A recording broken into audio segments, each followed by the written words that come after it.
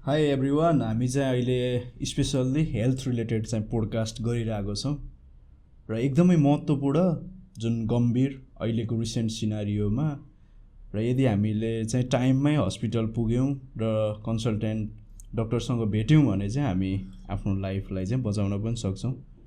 र एकदमै महत्त्वपूर्ण कुरा हाम्रो जुन मस्तिष्क छ, जुन जनरली चाहिँ हामीले न्युरो भनौँ होइन, त्यो रिलेटेड चाहिँ आज कुरा गर्न अझ विशेषतः चाहिँ हामी स्ट्रोक, जुन चाहिँ नेपाली सरल भाषामा भन्नुपर्दा चाहिँ मस्तिष्कघात भनेर चाहिँ हामीले बुझ्न सकिन्छ, त्यही रिलेटेड चाहिँ हामी आज जनचेतना अवेरनेस दिउँ भन्ने एउटा मुख्य मोटिभ अथवा अब्जेक्टिभले चाहिँ आज म चाहिँ आज छु जुन कन्सल्टेन्ट न्युरोसर्जन डाक्टर पुष्पराज कोइरालासँग। वेलकम छ डाक्टर साहब आजको एपिसोडमा। नमस्ते, धन्यवाद।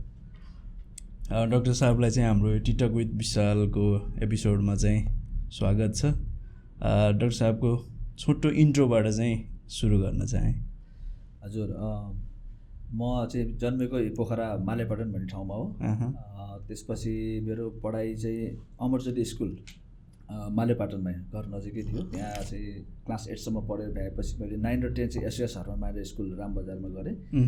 त्यसपछि एसएलसी दिएपछि म 11 र 12 निस्ट कलेज काठमाडौँबाट गरेँ। त्यसपछि एमबिबिएस मैले बिपी कोइराला स्वास्थ्य विज्ञान प्रतिष्ठान धारणबाट कम्प्लिट गरेर त्यसपछि मेडिकल अफिसर जगिर 2-3 वर्ष खाएपछि फेरि एमडीको लागि मैले मणिपाललाई जोइन गरेँ र मणिपालबाट एमडी गरेर 1 वर्ष अघि मैले एज जेनरल सर्जन काम पाटन हस्पिटल काठमाडौँमा काम गरेँ। त्यसपछि MCH in neurosurgery TU teaching hospital काठमाडौँबाट गरेर अहिले लास्ट 6 इयर्स विगत 6 वर्षदेखि चाहिँ म चाहिँ पोखरामा कार्यरत छु। ए हजुर हजुर, एज हजुर पहिला नै न्युरो सर्जनै हुन्छु भन्नु र सुरु गर्नुभएको थियो कि यात्रा, अनि लाइक न्युरो सर्जन चाहिँ कस्तो रह्यो हजुरको? होइन, अब यहाँसम्म चाहिँ होइन, पहिला एसएलसी दिँदाखेरि नै मलाई हेल्थमा बढी इन्ट्रेस्ट थियो मेरो। अनि एसएलसीमा पनि मेरो हेल्थमा राम्रै मार्क्स आएको थियो, मलाई एकदम धेरै इन्ट्रेस्ट थियो हेल्थमा। त्यही भएर मैले डक्टर नै बन्ने भन्ने प्लान भइसकेको थियो मेरो पहिला नै। तर न्युरो सर्जनै बन्छु भनेको चाहिँ प्लान भएको चाहिँ मेरो एमबिबिएसको इन्टर्नसिप हुन्छ हाम्रो, इन्टर्नसिपको बेलादेखि हो। अब धरानमा हाम्रो एकजना न्युरो सर्जन डाक्टर साहब आउनुभएको थियो भर्खर, म इन्टर्न थिएँ त्यतिखेर। उहाँले जुन सर्जरी ब्रेन ट्युमरको सर्जरी गर्नुभएको थियो अनि भिपी सन्टिङ गर्नुभएको थियो। त्यो सर्जरी म एज ए इन्टर्न मैले फर्स्ट टाइम देखेको सर्जरी, एकदमै मलाई एकदम राम्रो लाग्यो। मलाई आई थिङ्क होइन, I should go for neuro surgery जस्तो लाग्यो मलाई। अनि अब भाग्यमा न्युरो सर्जरी बन्न लेखाएर रहेछ भनौँ न। अब आफूलाई पनि इन्ट्रेस्ट लाग्यो र अनि त्यहाँबाट इन्ट्रेस्ट जागेको मलाई। त्यसपछि त्यसको लागि के गर्नुपर्छ भन्दाखेरि पहिला जेनरल सर्जरीमा एमडी गर्नु पऱ्यो, त्यसपछि एमसिएस न्युरो सर्जरी गर्नु पऱ्यो भन्ने थाहा पाएपछि मैले जेनरल सर्जरी चाहिँ चुज गरेर त्यसपछि एमसिएस गरेको। ए राइट। हजुर, अनि अहिले चाहिँ हाम्रो मणिपाल टिचिङ हजुर हजुर अहिले चाहिँ हालमा मणिपाल शिक्षा अस्पतालमा लगभग 2 वर्षभन्दा बढी भयो त्यहाँ कार्यरत छु अहिले। ए हजुर हजुर, त्यही त डाक्टर साहब अहिले चाहिँ एकदम सुन्ने गरिरहेको छौँ स्ट्रोक होइन म्याक्सिमम् मान्छेमा। त्यही भएर चाहिँ हामीले थोरै सानो कुराकानी गरौँ न कि त्यो चाहिँ अवेरनेस चाहिँ हामीले जनरल पब्लिकसँग चाहिँ पुगोस् भन्ने मेन मोटिभको साथ चाहिँ हजुरलाई मैले इन्भाइट गरेँ हो खास होइन। इन जनरल मान्छेले जनमानिसले होइन, साधारण जनमानिसले बुझ्दाखेरि यो ब्रेन स्ट्रोक जुन मस्तिष्कघात भनिन्छ त्यो भनेको चाहिँ एज अ न्युरो सर्जन चाहिँ कसरी डिफाइन गर्नुहुन्छ त्यसलाई? अब मस्तिष्कघात भनेको नामबाट पनि क्लियर छ, मस्तिष्कमा आघात भनेको मस्तिष्कघात भएको हो। मस्तिष्कमा आघात पुग्ने होइन रोगलाई मस्तिष्कघात भनिन्छ। यो बेसिकली 2 प्रकारको हुन्छ जसको चाहिँ उपचार पद्धति नै फरक हुने भएको हुनाले हामीले सुरुमा नै मस्तिष्कघात भएर आयो भने कस्तो खाले मस्तिष्कघात हो भनेर छुट्याउनु पर्ने हुन्छ। त्यसमा चाहिँ 2 तरिकाको मस्तिष्कघात हुन्छ, एउटा इस्केमिक स्ट्रोक भन्छ, अर्को हेमोरेजिक स्ट्रोक भन्छ। त दुईटाले आघात पुर्याउने भनेको दिमागलाई नै हो है। कसरी गर्छ त आघात, कसरी चाहिँ दिमागमा असर गर्छ भन्ने कुरा फरक छ। अब इस्केमिक स्ट्रोक भनेको चाहिँ दिमागकोमा रक्त सञ्चार गर्ने जुन नली हुन्छ त्यसमा ब्लकेज भएर हुने हो, त्यो चाहिँ इस्केमिक स्ट्रोक भयो। त्यो ब्लक भयो भने के भयो त दिमागले त्यो जुन दिमागलाई सप्लाई गर्ने रगतको नलीले ब्लक भयो त्यो दिमाग मर्न थाल्छ। त्यसपछि उसलाई उसको चाहिँ साइन एन्ड सिम्टम्सहरू देखिन्छ स्ट्रोकको, पक्षघातको है, प्यारालाइसिसदेखि लिएर सबै कुराहरू आउँछ भने। अर्को हेमोरेजिक स्ट्रोक भनेको चाहिँ रगतको नसा फुटेर दिमागभरि रगत छरिलिन्छ। त्यो रगतले गर्दाखेरि दिमाग थिचिन्छ, दिमागले आफ्नो फङ्सन गुमाउँछ, काम गुमाउँछ। त्यसले गर्दाखेरि देखिने असरहरू भनेको चाहिँ हेमोरेजिक स्ट्रोकमा देखिने हो। बेसिकली 2 चिजहरू एकदम फरक छ, किनभने यसको उपचार पद्धति नै फरक छ होइन। त्यही भएकोले 2टा चिज नै बेसिकली स्ट्रोक कम्प्राइज गर्छ यिनीहरूले हेमोरेजिक स्ट्रोक इस्केमिक स्ट्रोक र यी दुईवटामा मध्ये पनि सबभन्दा बढी कमन भनेको चाहिँ इस्केमिक स्ट्रोक हो तपाईँको 100जना मान्छेमा चाहिँ 85जना 85जना मान्छे इस्केमिक स्ट्रोक हुन्छ भने 15%, 15जनालाई चाहिँ हेमोरेजिक स्ट्रोक हुन्छ भनेपछि त्यति धेरै कमन छ इस्केमिक स्ट्रोक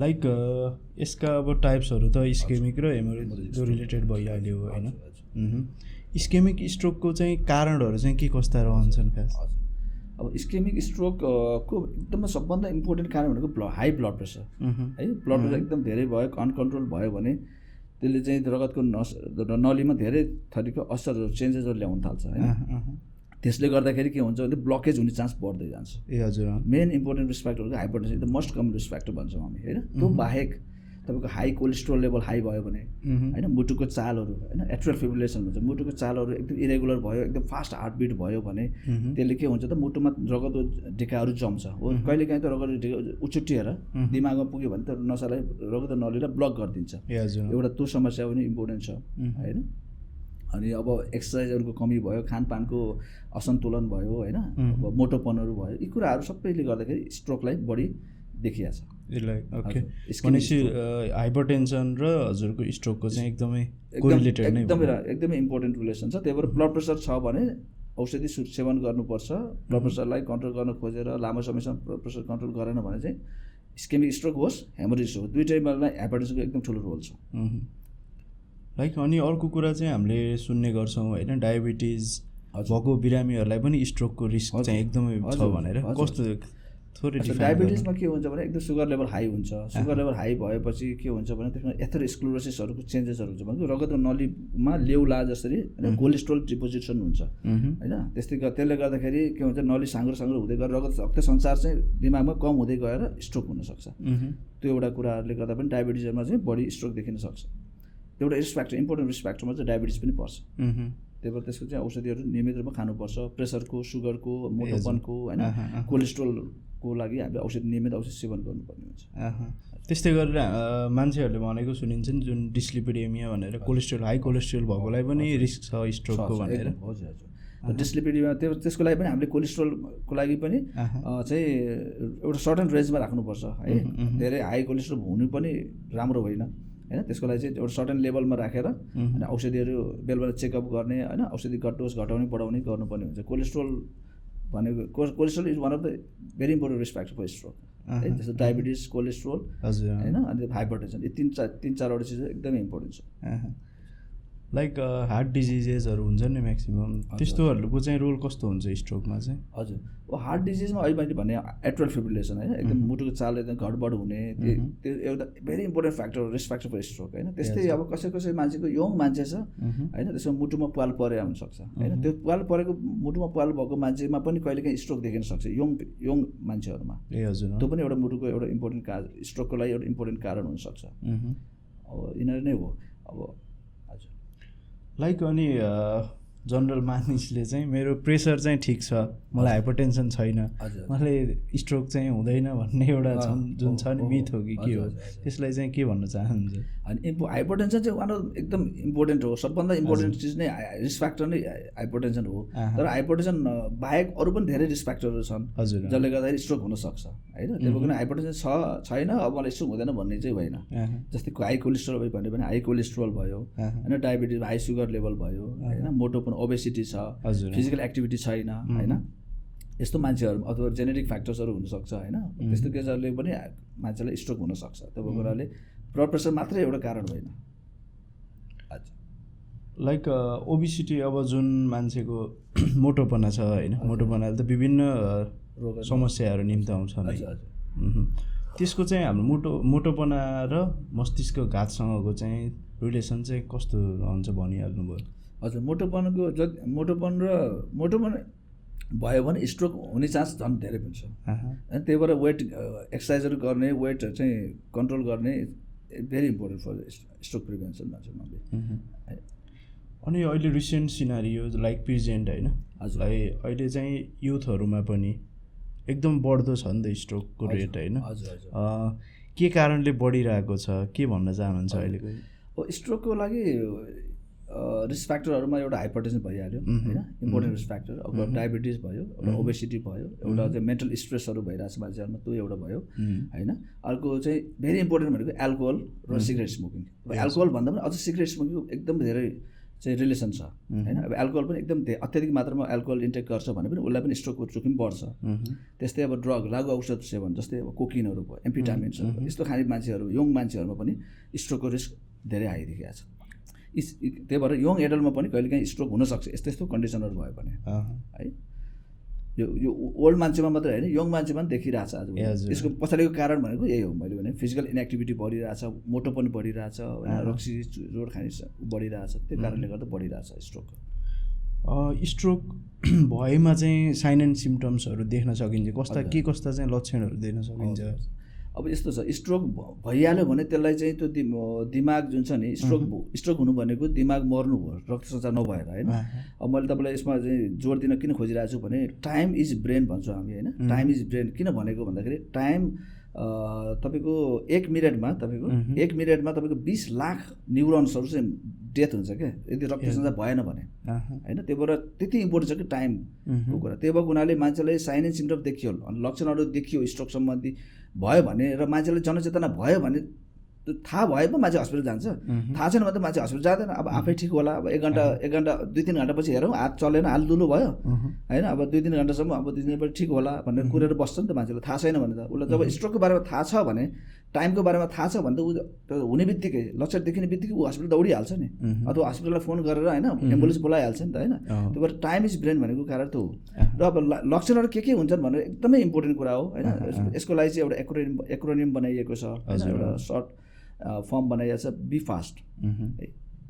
यो बी भनेको ब्यालेन्स होइन। एकैचोटि मान्छे अचानक चाहिँ चक्कर लाग्ने होइन, ब्यालेन्स घुम्न थाल्यो, लडबड आयो, हिँड्दाखेरि ढलबल गरेर हिँड्यो भने त्यतिखेर चाहिँ उसलाई स्ट्रोक भएको हुनसक्छ है। बी फास्ट, BEFAST, बीबाट ब्यालेन्स होइन, ईबाट आईमा प्रब्लम देखिन थाल्यो भने, आँखा धमिलो हुन थाल्यो अथवा आँखा देख्नै छोड्यो, अचानक भयो भने त्यस्तो बेलामा पनि उसलाई स्ट्रोक भएको हुनसक्छ भनेर बुझ्नुपर्छ होइन। त्यस्तै गरी एफबाट फेसियल डेभिएसन भयो, एउटा पर्टिकुलर साइड चाहिँ प्यारालाइसिस भयो अनुहारको, एउटा साइडको फेस प्यारालाइसिस हुनु भनेको मुख बाङ्गो हुन्छ, आँखा बन्द गर्न राम्रो सक्दैन होइन। अब यस्तो भयो भने फेसियल डेभिएसन भयो भने मुख एउटा जता डेभिएसन भएको छ त्यताबाट ऱ्याल बाहिर चुइने, त्यस्तो समस्या भयो भने फेसियल डेभिएसन भयो भन्ने बुझिन्छ होइन। फेसियल डेभिएसन भयो भने एउटा इम्पोर्टेन्ट साइन हो त्यो स्ट्रोकको होइन। BEF, एबाट कि आर्म्समा अथवा लेग्समा विकनेस भयो भने एउटा साइड एउटा हर होइन, एउटा हर अचानक कमजोर हुन थाल्यो भने उसलाई स्ट्रोक भयो भनेर सोचिहाल्नुपर्छ होइन। FA पनि भयो, यसबाट स्पिच भनेको उसलाई अचानक उसले बोल्नै सकेन अथवा बोली लरबरियो, बोल्न गाह्रो भयो, बोली प्रष्ट भएन भने पनि स्ट्रोक भयो भनेर सोच्नुपर्ने हुन्छ।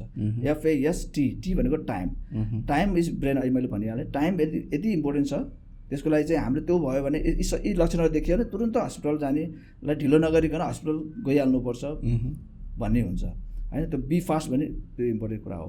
अब हाम्रो जस्तो देशमा चाहिँ त अब अहिले मान्छेलाई चेतना नै छैन, कति कुरा अहिले बिस्तारै चेतना आइरहेछ होइन। अब विदेशतिर चाहिँ अब जस्तो अमेरिकातिर युकेतिर अब के हुन्छ भने तिनीहरूको मोबाइल स्ट्रोक युनिट भन्ने हुन्छ त्यहाँ होइन। त्यो कस्तो हो भने अब मान्छेलाई थाहा हुन्छ कि यस्तो भयो भने स्ट्रोक हुन्छ भनेर, जब त्यस्तो साइन सिम्टम देखिन्छ नि उसले तुरन्तै हस्पिटललाई अथवा जहाँ चाहिँ स्ट्रोक रेडी हस्पिटल हुन्छ नि तिनीहरूलाई फोन गर्छ अनि उनीहरूले एम्बुलेन्स तुरन्त आइपुग्छ, घरमै आउँछ एम्बुलेन्स।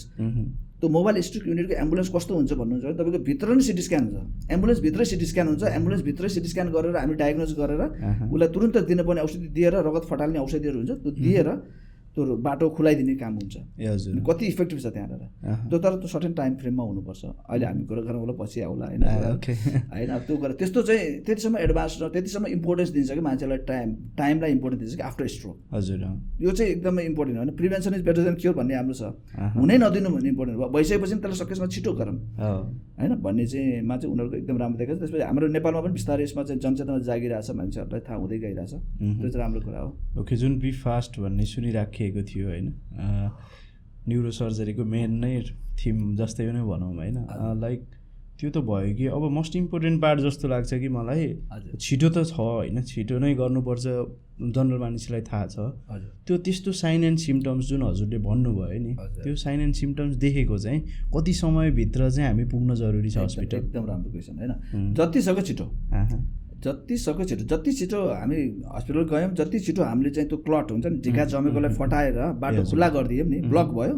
खुलाइदियौँ, जति छिटो खुल्यो मैले भने 1 मिनटमा हामीले चाहिँ 20 लाख न्युरोनलाई बचाउन सक्यौँ नि त भने 1 मिनटको महत्त्व छ क्या हो कि होइन त्यो भएको हुनाले जति छिटो गयो उति छिटो राम्रो उति रिजल्ट राम्रो आउँछ जति ढिलो भयो उति रिजल्ट भने जस्तो नआउन सक्छ त्यो कुराहरू हो तर अब सर्टेन गाइडलाइन्स छ अब American Heart Association American Stroke एसोसिएसनले सर्टेन गाइडलाइन्स बनाएको छ कसरी उपचार गर्ने कस्तो बिरामीलाई कस्तो उपचार गर्ने अब कति समयमा आयो भने कस्तो गर्ने भनेर गाइडलाइन छ ए हजुर त्यो गाइडलाइन अनुसार हामी उपचार गर्छौँ अब यसमा चाहिँ तपाईँको 4.5 घन्टाभित्र है गोल्डन आवर 4.5 घन्टाभित्र आएको छ भने चाहिँ हामीले चाहिँ अब त्यो ढिका रगतको ढिका फुटाल्ने अरू औषधिहरू सुरु गर्न सक्छौँ ए ओके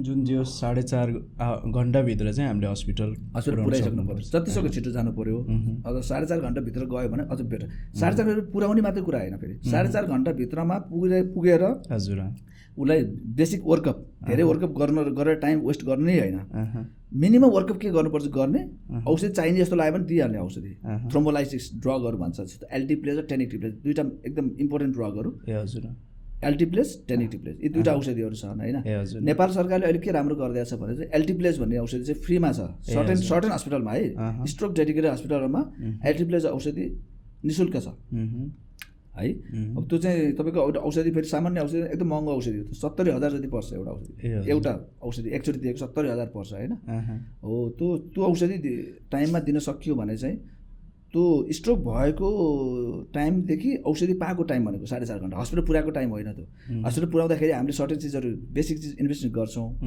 त्यसपछि हामीले सिटी स्क्यान पनि गरेर हेर्छौँ सिटी स्क्यानमा किन इम्पोर्टेन्ट छ भन्दाखेरि सिटी स्क्यान गर्दा हेर्दाखेरि चाहिँ तपाईँको हेमोरेजिक स्ट्रोक हो कि इस्केमिक स्ट्रोक छुट्याउनुपर्छ मैले अघि पनि भनेको थिएँ कि हेमोरेजिक स्ट्रोकको ट्रिटमेन्ट फरक हुन्छ इस्केमिक स्ट्रोकको ट्रिटमेन्ट फरक हुन्छ अब हेमोरेजिक स्ट्रोक भनेको रगत बगेर जाने हो इस्केमिकमा रगत ढिक्का बन्ने ठ्याक्क उल्टो हुन्छ कि तपाईँको रगत फुटाल्नलाई चाहिँ दिने औषधिले हेमोरेज गराउने चान्स बढी हुन्छ अब पहिले हेमोरेज भएर आएको छ भने त त्यो औषधि भने झन् बढी हेमोरेज हुने चान्स भयो नि त त्यही भएर हामीले छुट्याउनुपर्छ ब्लिडिङ भएको हो कि इस्केमिक भएको नसा जम्मा बन्द भएको त्यो चाहिँ भेरी इम्पोर्टेन्ट त्यसको लागि हामीले सिटी स्क्यान चाहिँ गरिहाल्नुपर्छ ओके लाइक हामी चाहिँ अहिले नेपालमा बसेर कुरा गरिरहेको छौँ होइन कि त्यस्तो ठाउँ छन् कि जुन 4.5 घन्टामा चाहिँ हस्पिटल पुर्याउन त एकदमै कठिन ठाउँहरू पनि छन् अहिले त हामी पोखरामाबाट कुरा गरिराख्दा पोखराकै आसपासकोले त पुर्याउन सक्लान् बट गाउँको जुन विकट क्षेत्रहरू पनि छन् नेपालमा त्यस्तो अवस्थामा चाहिँ हामीले ट्रिटमेन्टको लागि चाहिँ होइन 4.5 घन्टाभन्दा बढी लागेमा चाहिँ कस्तो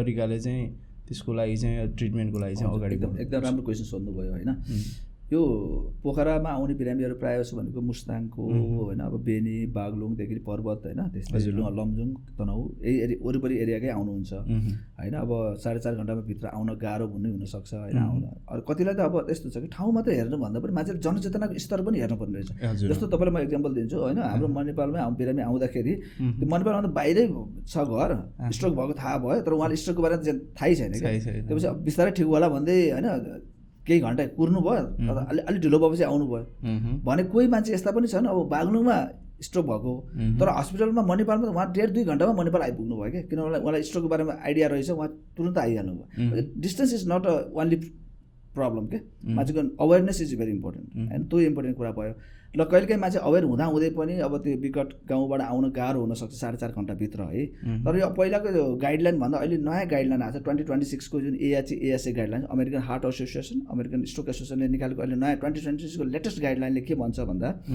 अहिले चाहिँ 4.5 घन्टा होइन 9 घन्टासम्म आयो भने पनि हामीले थ्रोम्बोलाइसिस जुन ब्रेकडाउन क्लटलाई लाइसिस गर्ने औषधि होइन फटाल्ने औषधि 9 घन्टासम्म पनि हामी दिन सक्छौँ तर त्यसको लागि फर्दर इन्भेस्टिगेसनहरू जस्तो सिटी स्क्यान मात्रै गरेर भएन अथवा फर्दर सिटी स्क्यानमा सिटी पर्फ्युजन स्टडीहरू हुन्छ होइन अथवा चाहिँ एमआरआई छ भने अझ बेटर भयो एमआरआईमा अब तपाईँको डिफ्रेन्ट सिक्वेन्सेसहरू हुन्छ जस्तो डिडब्लुआई सिक्वेन्स भन्ने हुन्छ होइन फ्लेयर सिक्वेन्स हुन्छ अब दुईवटामा मिसम्याच भयो भने त्यो दिमाग कति मरेछ र कति मर्ने क्रममा छ त्यो पत्ता लगाउन सकिन्छ अब त्यो मर्ने क्रममा भएको दिमागले हामीले बचाउन सकिने अवस्था भयो भने हामी 9 घन्टासम्म पनि वेट गरेर हामीले त्यो ढिक्का फुटाल्ने होइन थ्रोम्बोलाइटिक ड्रग्सहरू जस्तो एल्टिप्लेज र टेनिक्टिप्लेज यी औषधिहरू दिन सक्छौँ भनेर अहिले नयाँ गाइडलाइनले भनेको छ हजुर है त्यो चाहिँ अब सबै कुरा म्याच भयो भने हामी चाहिँ 9 घन्टासम्म चाहिँ हामी दिन सक्छौँ भन्ने छ त्यो औषधि फटाल्ने औषधिको मात्रै कुरा गरिरहेको छ ओके लाइक अब अर्को टपिक जुन कि हेमोरेजवाला भन्नुभयो ब्रेन हेमोरेज जुन कि रगत फुटेर हुन्छ भन्ने कुरा त्यो चाहिँ के कारणले गर्दा हुन्छ डाक्टर साहब किन हुन्छ त्यो अब त्यो हेमोरेजिक स्ट्रोक भनेको चाहिँ पनि मेन इम्पोर्टेन्ट कज त हाइपरटेन्सन नै हो ए हजुर होइन। अब अर्को अब ट्रमाले पनि ट्रमाले गर्दा होइन चोटपटक लाएर पनि फुट्न सक्छ एउटा। त्यो बाहेक स्पोन्टेनियस हुने भनेको चाहिँ मेन चाहिँ हाइपरटेन्सन कज चाहिँ हाइपरटेन्सन हो है। त्यो बाहेकका कजहरू भन्दा एन्युरिजम भनिन्छ, सेरेब्रल एन्युरिजम्स भनेको रगत नसामा फुलो परेर त्यो पर्खाल पातलो हुने अनि त्यो फुटेर अनि दिमागभरि रगत छरिने एन्युरिजम भनेको त्यसले गर्दा हुनसक्छ। कहिले रगतको गोजुल्टो परेर रगतको होइन डिफर्म ब्लड भेसल्सहरू गोजुल्टो परेर एक ठाउँमा बसेको हुनसक्छ, तर आर्टेरियोभेनस मालफर्मेसन भन्छ, त्यसबाट ब्लिडिङ हुनसक्छ। कहिले काहीँ ब्रेन ट्युमर भएको बिरामी हुन्छ जसमा चाहिँ ब्लिडिङ हुनसक्छ, ट्युमर ब्लिड भएर टाउकोभित्र रगत जम्न सक्छ। अनि यी धेरै कुराहरू छन्। कोही कोही मान्छेहरूमा रगत पातलो हुने औषधि खाइरहेको हुनसक्छ नि, जस्तै एस्पिरिनहरू होइन, त्यो तिनीहरूमा पनि ब्लिडिङ हुने चान्स हाई हुन्छ। यी कारणले गर्दाखेरि हुनसक्छ हेमोरेजिक स्ट्रोक चाहिँ। ए हजुर लाइक अब जनरल मान्छेले चाहिँ धेरै टाउको दुख्यो मलाई स्ट्रोक भयो कि भन्ने एउटा त्यो चाहिँ मिथ हो कि के हो? Let me clear out. होइन अब स्ट्रोक अब यस्तो कति दुखेमा चाहिँ हजुर हजुर स्ट्रोकमा इम्पोर्टेन्ट मैले अहिले भनिहालेँ होइन, बी फास्ट हजुर बी फास्ट भन्छ, तर त्यसमा हेडेक चाहिँ इन्भल्भ भएको छैन, तर हेडेक हुन्छ। स्ट्रोक भएको बिरामीमा हेडेक हुन्छ। तर स्ट्रोकमा पनि कस्तो खाले स्ट्रोक भन्दाखेरि जस्तो अब त मैले भने हेमोरेजिक स्ट्रोकहरूमा अब अथवा चाहिँ सबैको हेमोरेज पनि एउटा एक प्रकारको स्ट्रोक हो। त्यसमा चाहिँ एकदमै होइन जिन्दगीमा पहिलोचोटि भएको एकदमै वर्स्ट हेडेक, लाइफको वर्स्ट हेडेक टाइपको हेडेक हुन्छ सबैको हेमोरेज भन्ने। त्यस्तै गरेर स्ट्रोकहरूमा पनि हेडेक चाहिँ हुन्छ, हुने होइन हुन्छ। तर स्ट्रोक भयो हेडेक भयो भन्दा पनि स्ट्रोक नै हो भन्ने होइन, हेडेक त धेरै कारणले गर्दा हेडेक हुन्छ, तर अब स्ट्रोकमा पनि हेडेक हुन्छ भन्ने। त्यही त मैले चाहिँ केही क्वेसन्सहरू चाहिँ मान्छेले गुगल सर्च धेरै गरिराख्ने क्वेसन्सहरू लिएको छु, एकदम छोटो एन्सर चाहिँ दिनुहुन्न लाइक रिक्वेस्ट गर्छु। मानिस यदि स्ट्रोक भयो भने बोल्नै नसक्ने हुन्छ भन्ने छ। बोल्न नसक्ने यस्तो हुन्छ स्ट्रोक भनेको चाहिँ मैले भने दिमागको रक्त सञ्चारमा प्रवाह कम भयो अथवा बन्द भयो भने हुने हो स्ट्रोक। अब त्यसले कुन दिमागलाई असर गरिरहेछ होइन, दिमागको त धेरै लोब्सहरू हुन्छ, धेरै फङ्सन गर्ने आफ्नो ठाउँ छुट्याएर राखेको हुन्छ होइन बडीले। अब त्यो कुन दिमाग चाहिँमा असर गरिरहेछ त्यही अनुसारको सिम्टम देखिन्छ। जस्तो बोली आउने ठाउँ तपाईँको प्रायः जस्तो त लेफ्ट साइडमा हुन्छ, राइट ह्यान्डेड मान्छेहरूको प्रायः जस्तो लेफ्ट साइडमा हुन्छ, लेफ्ट ह्यान्डेड मान्छेको प्रायः जस्तो लेफ्ट साइडमै हुन्छ है, त्यसलाई डोमिनेन्ट लोब भन्छ त्यसलाई। त्यो दिमागमा चाहिँ रक्त सञ्चार कम भयो, जुन ठाउँबाट बोली आउने ठाउँ थियो त्यो ठाउँमा रक्त सञ्चार कम भयो भने उसको बोली हराउने भयो अथवा बोली लरबरी नै भयो होइन। तपाईँको भिजनको लागि भनेर छुट्टी लोभ ठाउँ हुन्छ दिमागमा, त्यो ठाउँमा स्ट्रोक भयो भने उसको चाहिँ भिजन प्रब्लम हुने भयो। यी कुराहरू हो। त्यस्तै गरी हात खुट्टाको प्यारालाइसिस कुरा पनि त्यही हो। हात खुट्टा चलाउने दिमागको एउटा जुन दिमागले हात खुट्टा चलाउँथ्यो होइन, त्यही नै असर गरिदियो भने उसको हात खुट्टा प्यारालाइसिस हुने भयो। मान्छे कुन दिमागमा कुन ठाउँमा चाहिँ नसा सुक्या छ त्यसले डिटरमाइन गर्छ कस्तो लक्षण देखिन्छ भन्ने कुरा। त्यही भएर उसको बोली आउने ठाउँमा नसा सुक्या छ भने उसको बोली लरबरी नै नआउने हुनसक्छ। ए हजुर। अर्को क्वेसन चाहिँ हाम्रो जुन मस्तिष्कघात भएका बिरामीमा चाहिँ स्मरण शक्ति गुम्ने चान्स चाहिँ कतिको हुन्छ भन्ने छ? हुन्छ, स्मरण शक्तिहरू घुम्ने चान्स हुन्छ, धेरै नै हुन्छ है। अब एउटा त उमेरअनुसार घुम्ने छुट्टै कुरा भइहाल्यो, उमेरअनुसार पनि मिनी स्ट्रोकहरू भइरहेको हुन्छ होइन, सिम्पल एज रिलेटेड होइन चेन्जेसहरू देखिरहेको हुन्छ, त्यसले गर्दा नि डिमेन्सियाहरू भइरहेको हुन्छ होइन। तर स्ट्रोक प्रपरले गर्दा पनि मैले भने नि अब दिमागको जुन ठाउँमा स्मरण शक्ति होइन को लागि रेस्पोन्सिबल ठाउँ जुन हुन्छ नि त्यसमा जर स्ट्रोक भइदियो भने त्यसको डिमेन्सिया हुन्छ अथवा स्मरण शक्ति हराउन थाल्छ। त्यही भएर त्यसमा चाहिँ हुनसक्छ स्ट्रोकहरूमा हुनसक्छ। अनि सिजर आउने चान्स चाहिँ कतिको हुन्छ?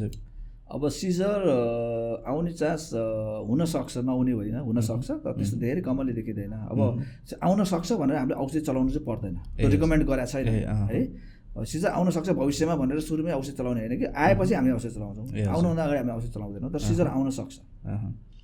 ओके। अनि मस्तिष्कघात भएका बिरामीले चाहिँ खाना चाहिँ कस्तो कस्तो खानुपर्छ भन्ने पनि म्याक्सिमम क्वेसन रह्यो होइन। अब यसको रिस्क फ्याक्टर मैले भने रिस्क फ्याक्टर जे छ त्यसलाई कन्ट्रोल गर्ने हो। रिस्क फ्याक्टरमा तपाईँ हाइपरटेन्सन भयो होइन, कोलेस्ट्रोल भयो भनेपछि प्रेसर नुन कम खाने होइन, हेल्दी डाइटहरू अब फ्रेस फ्रुट्सहरू भेजिटेबल्सहरू खाने, प्रशस्त मात्रामा पानी पिउने, रक्सी चुरोटहरू सेवन नगर्ने, व्यायाम गर्ने, मोटोपन घटाउने, अनि यी यावत कुराहरू गऱ्यो भने चाहिँ हामीले स्ट्रोकलाई प्रिभेन्ट गर्न सक्छौँ। रेगुलर चेकअप गर्ने। अब प्रेसर हाई छ भने नियमित रूपमा औषधि सेवन गर्ने, बेला बेला चेकअप गर्न जाने, केही नभए पनि चेकअप गर्न जाने, बढिरहेको छ कि थाहा हुँदैन होइन। त्यस्तै सुगरको लागि पनि त्यही नै हो, सुगरलाई कन्ट्रोलमा राख्ने होइन। अब एकदमै स्ट्रिक्ट कन्ट्रोल गर्नुपर्छ भनेर अहिले गाइडलाइनले भनेको छैन होइन। तपाईँको अब धेरै हाइपोग्लाइसिमिया पनि नट गुड के होइन। अब चाहिँ सर्टेन लेभलमा राख्नुपर्छ, सुगरलाई कन्ट्रोल गर्नुपर्छ होइन। कोलेस्ट्रोल पनि त्यही नै हो, सर्टेन लेभलमा राख्ने, धेरै हाई हुन नदिने, यही यावत कुराहरू गऱ्यो भने हामीले स्ट्रोकबाट बच्न सक्छौँ।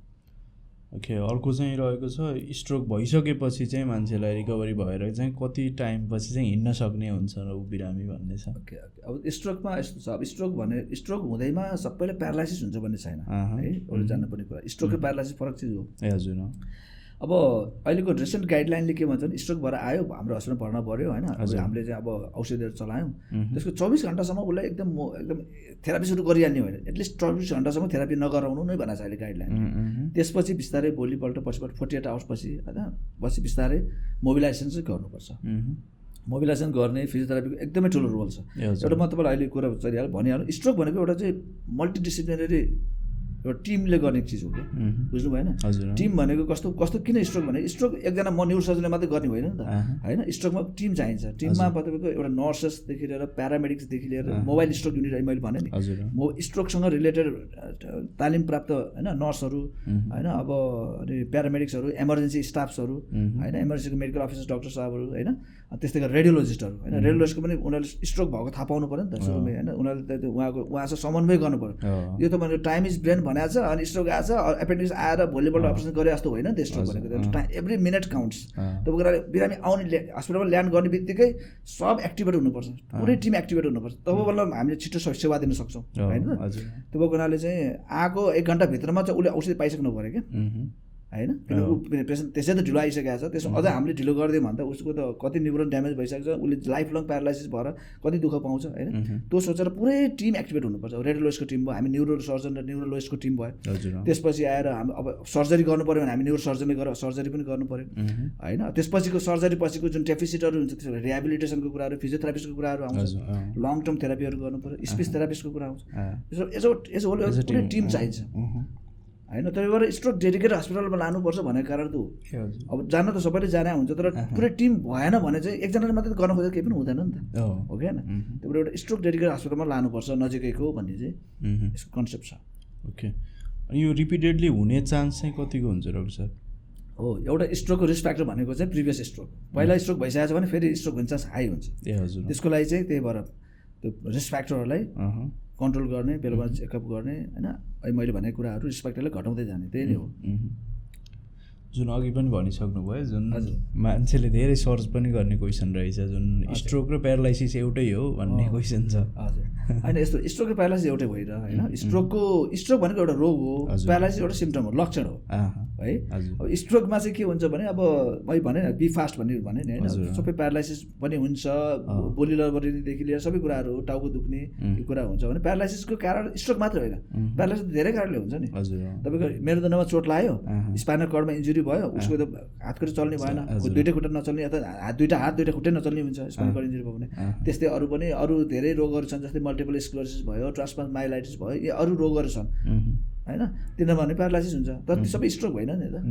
त्यो भएको हुनाले स्ट्रोक भनेको एउटा रोग हो जसमा चाहिँ प्यारालाइसिस एउटा लक्षण हो, धेरै लक्षणमध्ये एउटा लक्षण चाहिँ प्यारालाइसिस हो। अनि मान्छेले चाहिँ त्यो एउटा मिथ हो कि फ्याक्ट हो होइन, जुन स्ट्रोक भएको मान्छेको चाहिँ लाइक जिब्रो टोकिन्छ भन्ने चाहिँ एउटा छ, के त्यस्तो त जिब्रो टोकिने भन्ने त स्ट्रोकमा त्यस्तो हुँदैन, त्यस्तो जिब्रो टोकिने भन्ने त्यस्तो हुँदैन। हजुर, लाइक रिकभरीबारे कुरा गरौँ होइन, स्ट्रोकको हामीले लक्षण अनि के गर्ने, कति समय पुर्याउने त कुरा गरियो। अब स्ट्रोक भइसकेपछि पेसेन्टलाई चाहिँ हामीले रिकभरीको लागि चाहिँ डक्टरको अब टिम वर्क भनिसक्नुभयो होइन, पूर्ण रूपमा चाहिँ रिकभरीको लागि चाहिँ के कस्तो चाहिँ कुराहरू गर्नुहुन्छ? अब एक्चुअली अब त्यो स्ट्रोक भइसकेपछि स्ट्रोक भनेको चाहिँ कस्तो भने अब त्यो इरिभर्सिबल ड्यामेज भयो, त्यसलाई फर्काएर ल्याउन सकिँदैन, त्यसलाई चाहिँ हामीले जतिसक्दो प्रिभेन्ट गर्ने हो। भइसकेको छ भने पनि त्यसलाई अझ बढ्न नदिने हो। भइसकेपछि त्यो प्यारालाइसिस भइसकेपछि हामीले के हुन्छ भने पुरा पहिला जस्तो बनाउनै सकिँदैन होइन। हामीले के गर्ने, प्यारालाइज भइसकेपछि उसलाई फिजियोथेरापीहरू सुरु गर्छौँ होइन। अब उसलाई पोस्ट स्ट्रोक डिप्रेसन पनि हुन्छ मान्छेले धेरैलाई होइन, त्यसलाई चाहिँ अब त्यति धेरै वास्ता गरिँदैन त, त्यो त इम्पोर्टेन्ट हो। त्यसलाई पनि हामीले चाहिँ मेडिकेसनहरू दिएर उसलाई साइको काउन्सिलिङहरू गरेर चाहिँ उसलाई चाहिँ ऊ आफै पेसेन्ट आफै मोटिभेटेड भएन भने उसले थेरापी गर्दैन नि होइन र, ऊ मोटिभेसन गराउनु पऱ्यो, साइको काउन्सिलिङ गर्नु पऱ्यो होइन। अब होइन अब प्यारालाइज भएछ एकछिन अगाडिसम्म म चाहिँ बोलिरहेछ, अहिले चाहिँ बोल्न सकेको छैन, इमेजिन कस्तो हुन्छ, बोल्न सकेको छैन, अचानक भइरहेछ, लाइफ त पुरै चेन्ज भयो नि त उसको त होइन, प्यारालाइज भइरहेछ, हिँड्न सकेको छैन। त्यतिखेर साइको काउन्सिलिङको इम्पोर्टेन्स हुन्छ र उसलाई पोजिटिभ चाहिँ फिडब्याकहरू दिनुपर्छ, राम्रो हुन्छ भनेर मोटिभेसन गर्नुपर्छ र थेरापी सुरु गरिहाल्नुपर्छ र उसको स्ट्रेन्थहरू मसलको स्ट्रेन्थ, मेन्टल स्ट्रेन्थ पनि बढाउनको लागि चाहिँ हामीले चाहिँ रिहेबिलिटेसन र फिजियोथेरापिस्टको एउटा राम्रो टिमबाट उसलाई चाहिँ अगाडि बढाउनुपर्छ। लाइक हजुरले भनेअनुसार चाहिँ हाम्रो फिजियोथेरापीको चाहिँ एकदम एकदम इम्पोर्टेन्ट रोल छ र अब तुरन्त फेरि थेरापी भन्ने बित्तिकै तपाईँको एकदम इमिडिएट हुने होइन, बिस्तार समय लाग्छ, पेसेन्स चाहिन्छ, राम्रो हुन्छ भने उसलाई पोजिटिभ माइन्डसेट चाहिन्छ र पेसेन्टलाई चाहिँ उसको उसको साइकोलोजिकल स्ट्याटस हेरेर मानसिक अवस्था हेरेर उसलाई चाहिँ त्यही अनुसारको सपोर्ट चाहिन्छ, स्पेसल फ्यामिलीबाट डक्टर्सको टिमबाट पनि। त्यो रिहेबिलिटेसन इज भेरी इम्पोर्टेन्ट होइन, लङ टर्म फलोअपहरू चाहियो होइन। अब बोल्न सक्दैन मान्छे भने स्पिच थेरापिस्टको रोल आउँछ त्यहाँनिर, अब त्यसो नर्सेसहरूको पनि रोल आउँछ, उसलाई फिडिङमा प्रब्लम हुन्छ, नर्सेसको रोल आउँछ, उसलाई एजुकेसन दिनु पऱ्यो, कसरी खुवाउने, कस्तो बेला खुवाउने, कस्तो बेला नखुवाउने, कसरी खुवाउने होइन, यी कुराहरू सबै कुरा चाहिँ टिम वर्कबाट गर्नुपर्छ। त्यही त स्पिच थेरापी पनि सुनिराखिएको हुन्छ, स्पिच थेरापीको नि रोल हुन्छ। स्पिच थेरापी भन्दाखेरि अब स्पिच मात्रै भन्ने बोल्ने मात्रै कुरा होइन कि, उसको अब स्पिच थेरापी स्पिचमा उसलाई बोल्नमा प्रब्लम भयो भने होइन र फेसियल डेभिएसन पनि छ भने चाहिँ उसलाई निल्न पनि खाना निल्न पनि प्रब्लम हुन्छ। खाना निल्दाखेरि पनि उसलाई चाहिँ अब होइन यतिकै आफ्नो मान्छेले उसलाई भोक लाग्यो खान्छु भन्यो भनेर खुवाइदिरहेको हुन्छ, हामीले कति देख्छौँ होइन हाम्रो हस्पिटलमा। अरू खुवाइदिन्छ, सर्किन्छ, बिरामी सर्केर चाहिँ गाह्रो भएर फेरि होइन फेरि भेन्टिलेटरमा राख्नुपर्ने, आइसियुमा सिफ्ट गर्नुपर्ने अवस्था हुन्छ, जब कि डिस्चार्ज गर्न रेडी भएको मान्छे फेरि आइसियुमा पुग्छ। त्यो भएर अलिकति कम्प्लेक्स हुन्छ र पेसेन्टपट्टि आफैले गर्नु हुँदैन त्यो कुराहरू। अब सिस्टरहरूको र हामीले सर्टेन चिजहरू गरेपछि मात्रै अगाडि बढ्नुपर्ने हुन्छ त्यस्तो कुरा। ओके, त्यही त स्ट्रोक हुन नदिनको लागि चाहिँ मान्छेले आजैबाट सुरु गर्नुपर्दा चाहिँ इम्पोर्टेन्ट कुराहरू के भन्नुहुन्छ? स्ट्रोक हुनै नदिनको लागि चाहिँ अब त्यो ब्लड प्रेसर कन्ट्रोल गर्ने, सुगर कन्ट्रोल गर्ने होइन, डिस्लिपिडेमिया अथवा कोलेस्ट्रोल लेभलहरू होइन घटाएर कन्ट्रोलमा राख्ने, यदि हाई छ भने होइन। एक्सर्साइजहरू नियमित व्यायाम गर्ने, फ्रेस ब्यालेन्स डाइटहरू, फ्रेस फ्रुट्सहरू भेजिटेबल्सहरू खाने होइन, फ्रेस ब्यालेन्स डाइटहरू खाने होइन, नुनहरू कम खाने, पोटासियमहरू भएको होइन फ्रुट्सहरू होइन खाने, अब एल्कोहल स्मोकिङ छोड्नु परिहाल्यो होइन। यी कुराहरूमा ध्यान दियो भने चाहिँ स्ट्रोकबाट बच्न सकिन्छ। त्यही त डाक्टर साहब, एज अ कन्सल्टेन्ट न्युरोसर्जन चाहिँ होइन स्ट्रोक भएको बिरामीलाई चाहिँ कुन पद्धतिबाट कुन माध्यमबाट चाहिँ एज अ न्युरोसर्जन चाहिँ रोल चाहिँ कस्तो हुन्छ? हजुर, अब यसो छ, पहिलाको गाइडलाइनले के भन्छ भने अब न्युरो इन्टरभेन्सन भन्ने एउटा विधा छ है। न्युरो इन्टरभेन्सन भनेको चाहिँ हामीले चाहिँ यो अघि भएको कुराहरू सबै आइभी थ्रोम्बोलाइसिस नसाबाट भेनबाट दिने औषधिको मात्रै कुरा भयो, फटाल्ने कुरा भयो।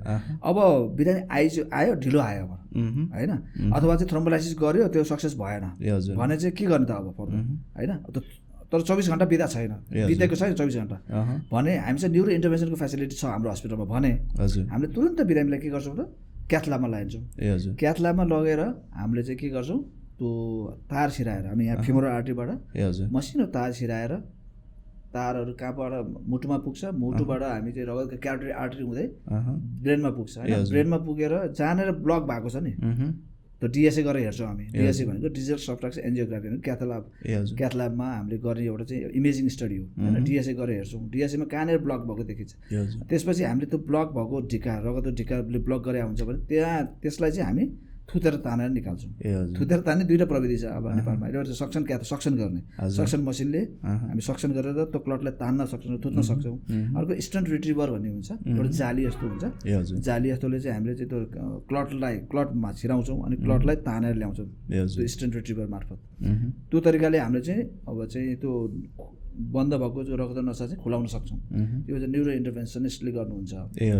अब त्यो पनि सुरु भइसकेको छ, त्यो नेपालमा सुरु भइसकेको छ, काठमाडौँमा त अब धेरैजना हुनुहुन्छ, पोखरामा चाहिँ अहिलेसम्म त्यो सेवा सुरु भएको छैन। हामीले चाहिँ अब सुरु गरिरहेछौँ अहिले। अब हामी डिएसएहरू गर्छौँ हामीले होइन, अब हामीले एउटा एनेरिजम कोइलिङ पनि गरेका छौँ, अब थ्रोम्बेक्टोमी पनि हामीले सुरु गर्दैछौँ अहिले नेपालमा चाहिँ होइन। अब एज अ न्युरोसर्जन लाइक यो थ्रोम्बेक्टोमी थोरै काट्न चाहेँ। थ्रोम्बेक्टोमी मैले सुनिरहेको त्यो टर्म छ, त्यो चाहिँ खासमा एक्ज्याक्ट के हो यसको मिनिङ? थ्रोम्बेक्टोमी भनेको थ्रोम्बस, एक्टोमी भनेको निकाल्ने। ए हजुर। थ्रोम्बेक्टोमी भयो है, थ्रोम्बस भनेको रगत ढिका हो, हजुर। एक्टोमी भनेको निकाल्ने, थुत्ने हो। तर थ्रोम्बसलाई निकाल्ने प्रोसेसलाई थ्रोम्बेक्टोमी भन्छ। मेकानिकल थ्रोम्बेक्टोमी अझ स्पेसली होइन, मेकानिकली हामीले निकाल्यौँ सक्सन गरेर अथवा स्टोन रिट्रिभ गरेर। ए लाइक त्यही सक्सनवाला कुरा। त्यही हो मेकानिकल थ्रोम्बेक्टोमी भन्छ त्यसलाई। अब त्यसको लागि चाहिँ पहिला चाहिँ 6 घन्टाभित्र आउने भन्ने भन्थ्यो।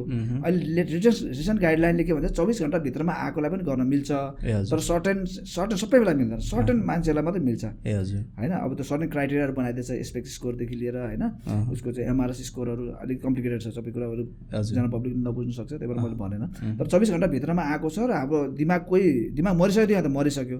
अब बचाउन सक्ने दिमाग कति छ त भने हेर्छौँ हामीले इमेजिङ गरेर, एमआरआई गरेर होइन, डिडब्लुआई फ्लेयर मिसम्याच भएको कति दिमाग छ, कति दिमागलाई बचाउन सकिन्छ त त्यो हेर्छौँ, रिस्क बेनिफिट हेर्छौँ। त्यसपछि 24 घन्टाभित्रमा आएको छ भने र धेरै दिमागलाई बचाउन सकिने जस्तो लाग्यो भने चाहिँ हामी मेकानिकल थ्रोम्बेक्टोमी पनि 24 घन्टाभित्रसम्म पनि गर्न सक्छौँ।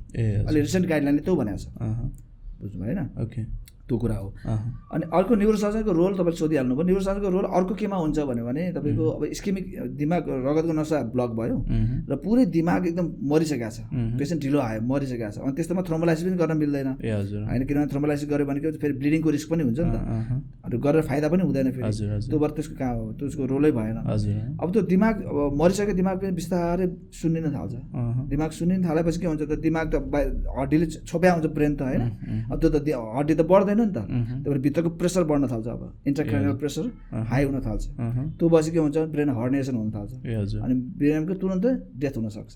त्यस्तो बेलामा चाहिँ हामीले के गर्छौँ भने एउटापट्टिको हड्डी काटेर अनि त्यो ब्रेनलाई एक्सपान्ड हुने ठाउँ बनाइदिन्छौँ, ताकि उसले ब्रेनको नि भित्रपट्टिको क्रिटिकल ठाउँमा थिचियो भने ज्यान जाने अवस्था आउँदैन।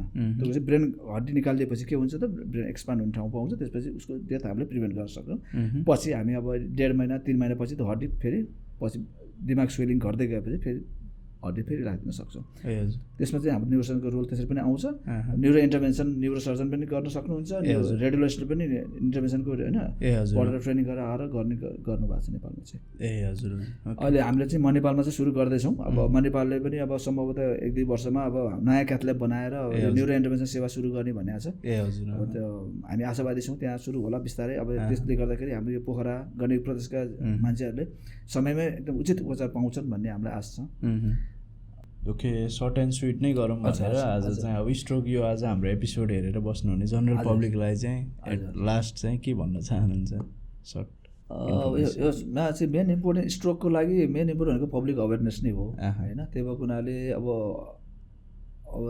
त्यो रोग लाग्न नदिनु नै सबभन्दा इम्पोर्टेन्ट कुरा हो। त्यही भएर रोग लाग्न नदिनुको लागि चाहिँ अपनाइने कुराहरू चाहिँ गर्नु पऱ्यो। व्यायाम गर्ने, चुरो रक्सीहरू नखाने होइन, प्रेसर बेला बेला चेकअप गर्ने, कन्ट्रोल गर्ने कुराहरू छँदैछ।